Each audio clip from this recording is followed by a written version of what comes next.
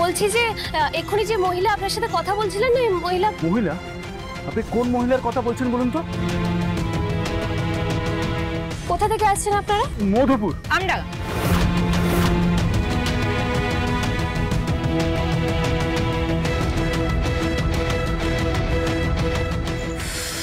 মা মঙ্গলচণ্ডী, কেমন যেন মনটা খুব ডাকছে। কিছু তো একটা গন্ডগোল আছে, না হলে ওরা চায়ের দোকানে এক কথা বললো, আবার স্কুলে এসে আর এক কথা বললো।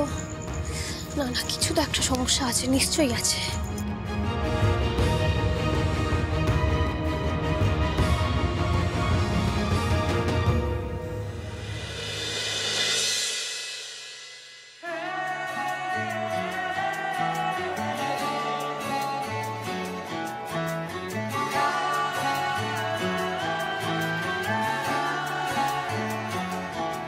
হতে পারি রোদ্দুর, হতে পারি বৃষ্টি, হতে পারি রাস্তা তোমারই জন্যে, হতে পারি বদনাম, হতে পারি ডাকনাম, হতে পারি সত্যি তোমারই জন্যে, হতে পারি গল্প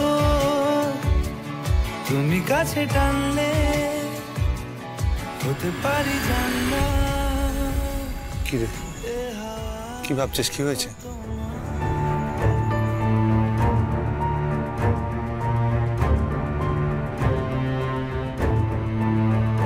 আচ্ছা, আপনারা অনেক দূর থেকে আসছেন বললেন, কোথা থেকে আসছেন আপনারা?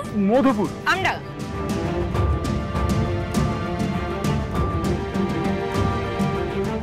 সেদিন চায়ের দোকানে মেয়েটা বললো যে ওরা বাসের জন্য ওয়েট করছে, কিন্তু ওরা না গিয়ে গ্রামে থেকে গেল কেন বলতো? সেটাই তো প্রশ্ন ময়ূরদা।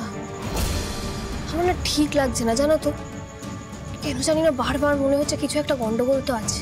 ওরা এই স্কুলের 15ই আগস্টের দায়িত্ব পেল, অনুষ্ঠানের কাজ করছে ওরা।